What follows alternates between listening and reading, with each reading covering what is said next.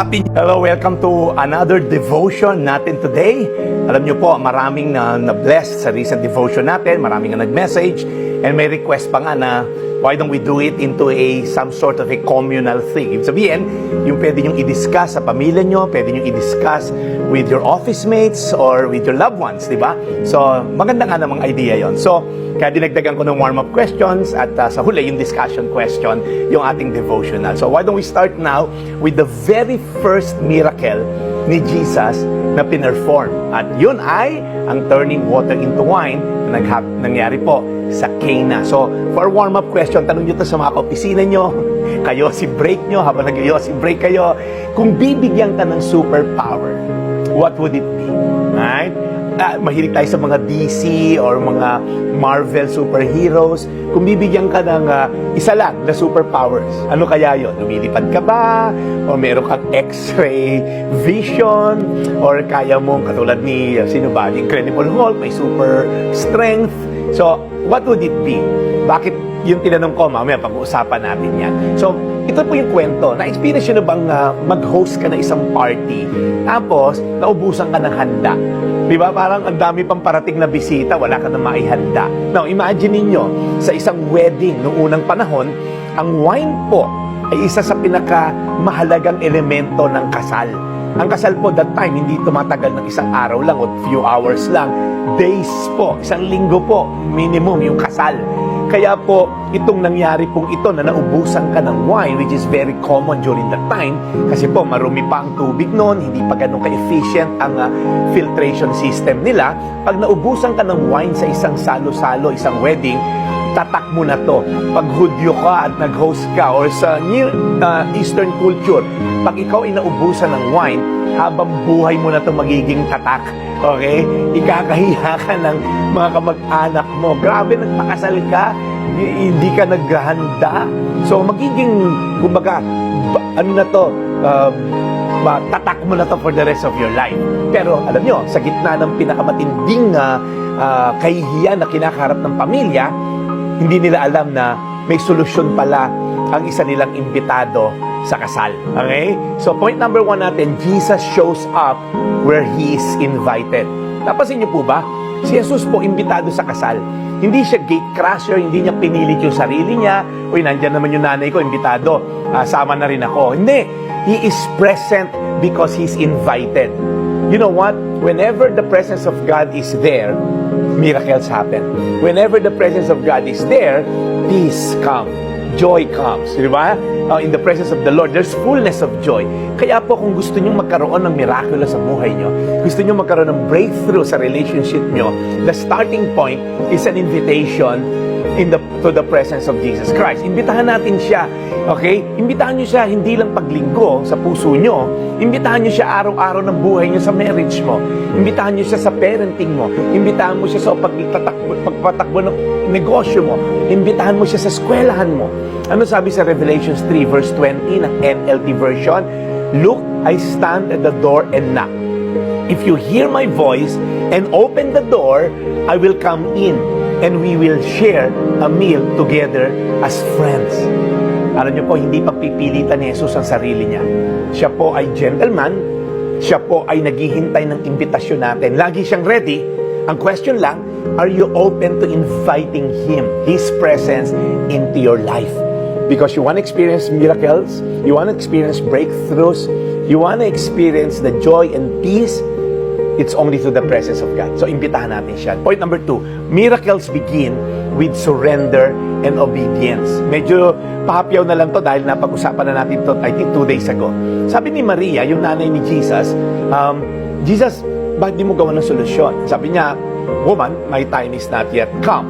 Magdalagin, sinabi ni Mary sa mga servant, do whatever He tells you. Sundin nyo kung ano man iutos ng anak ko.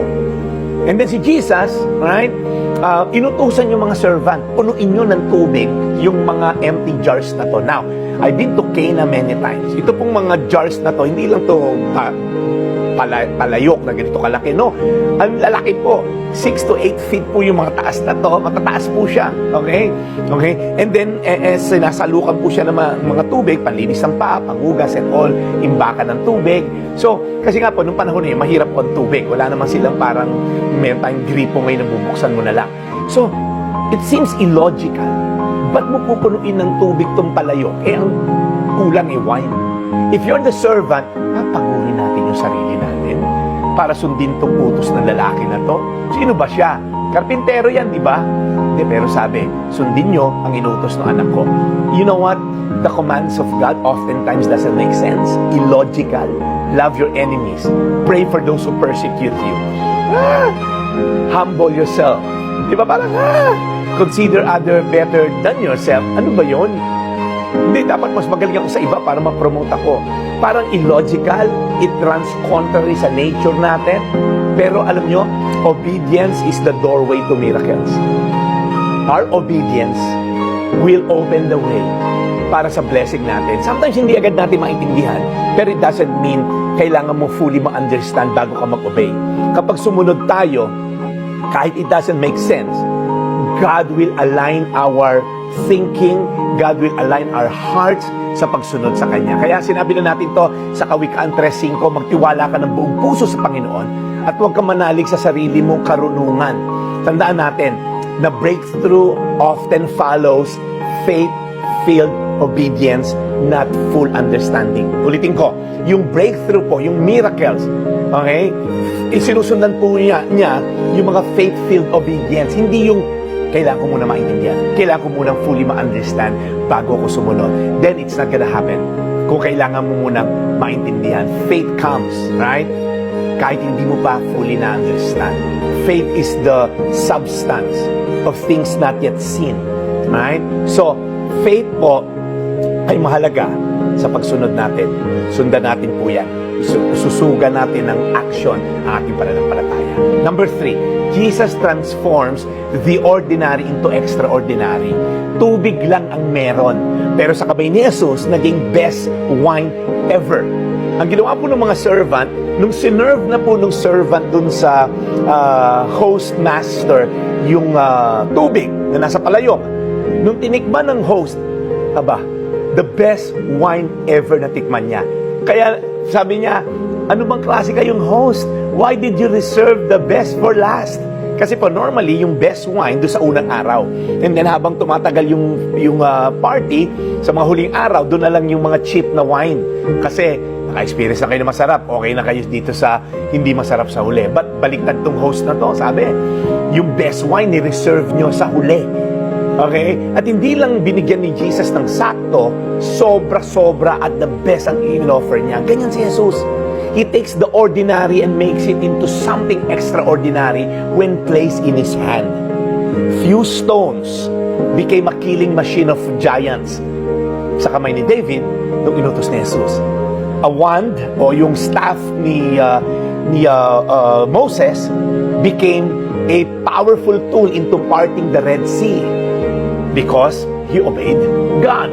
So kung feeling mo wala kang maaalay kay Lord, feeling mo may tubig ka lang na parang walang value sa mata ng Diyos, yung simple effort mo, yung simple obedience mo sa volunteer sa church, yung simple mong pagbabayad ng tamang tax, yung maliit na bagay na tineturn daw mo, yung pornography ng mga classmate mo, pagka break time, yung simple honoring mo sa parents mo, even if it doesn't make sense at time, you know, God can turn it into something powerful. God longs for your broken heart and contrite spirit, not your offering. No, right? Pag tinignan mo si Jesus, God can turn your ordinary into something extraordinary. Sa kabila ng nakaambang kahihiyan, Jesus turned it into a powerful display of His power, genuine love for the couple. Reminder lang to mga brad, Jesus is not yet done with you. What you think is just water, what you think is a simple thing to offer before God, it can be the doorway to your miracle. Amen? So, 3 things po yung ating tandaan. Jesus shows up where He's invited. Imbitahan natin si Jesus sa buhay natin, and then He will show up. Number 2, miracles begin with surrender and obedience. And number 3, Jesus transforms the ordinary into extraordinary. Amen?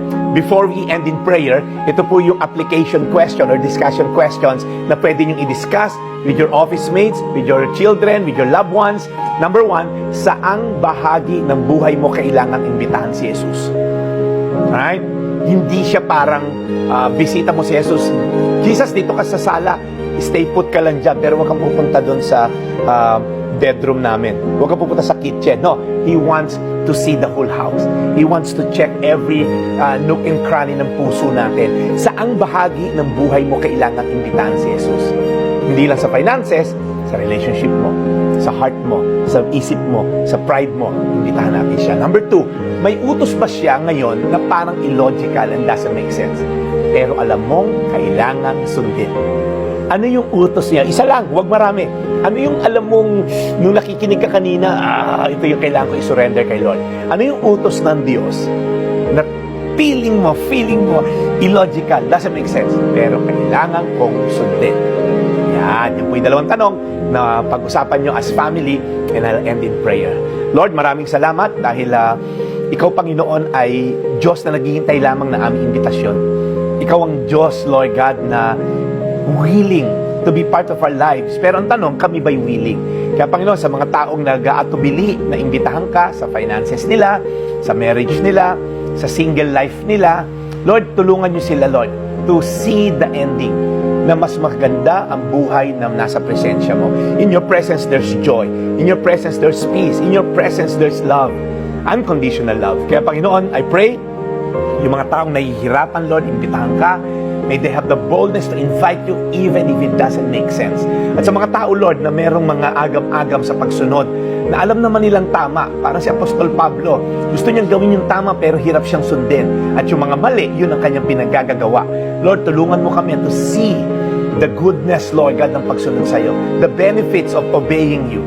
Lord, tulungan niyo kami sa mga area ng buhay namin na mahirap i-surrender pero kailangan. And help us, Lord God. Give us the grace to surrender it fully. In Jesus' name, amen, amen, amen. Alright guys, enjoy the rest of the devotion. God bless you till our next devotion.